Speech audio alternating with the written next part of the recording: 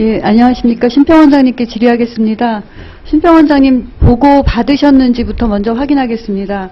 심평원이 2014년 5월 21일, 5개월 전입니다. 한국정보화진흥원의 2014 빅데이터 활용 스마트 서비스 시범사업에 응모한 모 업체와 MOU를 체결한 바 있습니다. 보고 받으셨습니까? 예.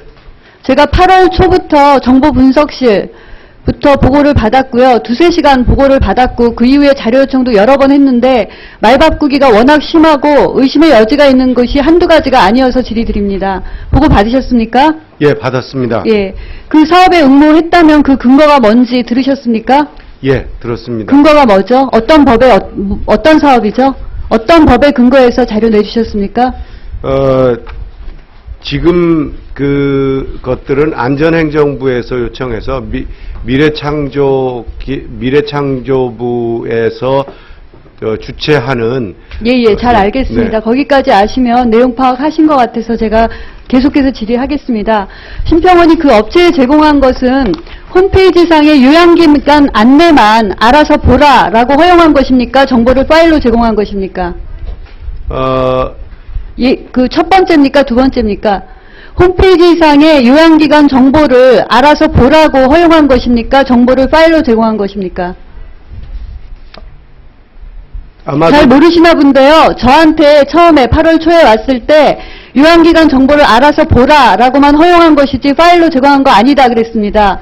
근데 최근에 제가 2달에 걸쳐서 계속 확인하니까 파일로 제공했다고 어제 오전에 왔는데 그것도 락을 잠궈서 왔습니다. 그래서 락 풀어서 보니까 실제 제공한 목록이 있는데 알아서 보라고만 했지 파일을 준 게 아니다 그랬습니다. 그럼 알아서 보는 거면 MOU를 왜 제공합니까? 국민 모두에게 제공된 것인데. 그러면 심평원이 제공한 데이터의 내용은 무엇이고 용량이 얼마나 되는지 확인하셨습니까? 정확하게 용량은 확인하지 않았습니다. 근데 내용은 홈페이지 상에서 일반이 확인할 수 있는 정보의 내용을 제공했다고 들었습니다. 네, 실장님께는 원장님께는 그렇게 보고될 수 있었다고 생각을 합니다. 저한테도 그렇게 보고를 했습니다.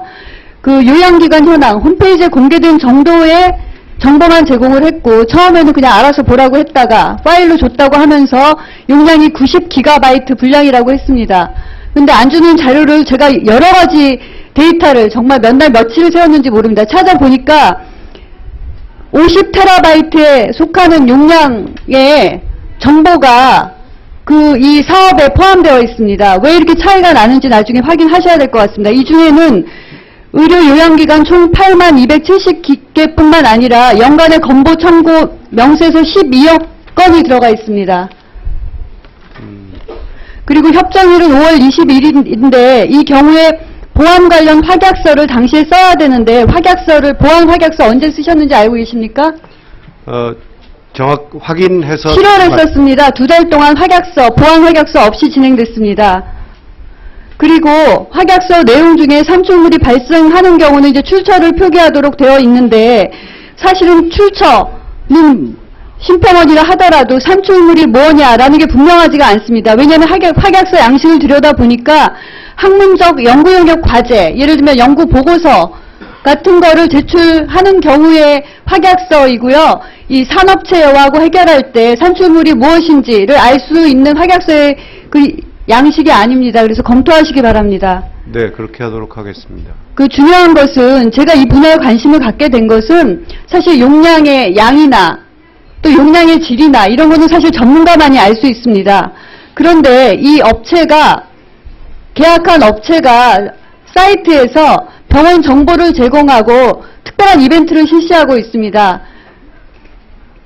예를 들면 지방 분해술 같은 것을 하면서 1+1 이벤트, 15% 할인 이벤트 이런 것들을 하고 있습니다. 이게 의료법상 환자 유인행위, 알선행위 때문에 다툼이 많은 사항이고요. 사실 비급여는 환자 유인 알선행위에 해당되지 않는다라는 판례도 있습니다. 하지만 비급여라 할지라도 의료기관이나 의료인이 직접 하는 것이 아닌 제3자가 하는 경우는 알선행위에 하기 때문에 복지부 자체도 문제가 된다라고 유권 해석을 여러 번 냈습니다. 그 이유는 비급여는 의료기관이 알아서 비용을 정하는 것이기 때문에 할인을 한 것이 원래 가격인지 할인을 한 것인지 알 수 없기 때문에 법적으로 문제가 된다고 할 수 없는 것이고요. 제3자가 할인을 유도하는 그런 행위를 할 때는 충분히 알선 행위가 있다고 보는 것입니다. 그러면 그런 업체와 MOU를 맺었는데 제가 그거 알고 있냐 그랬더니 심평원과 전혀 상관없고 심평원 홈페이지에 공개된 것만 본 것이다. 끝까지 그렇게 얘기를 하다가 보니까 용역도 했고 많은 정보를 갖고 있고 심지어는 여기에 보니까 연구 참여자로 심평원 직원이 3명이나 들어가 있습니다. 제 이름 불러드릴까요?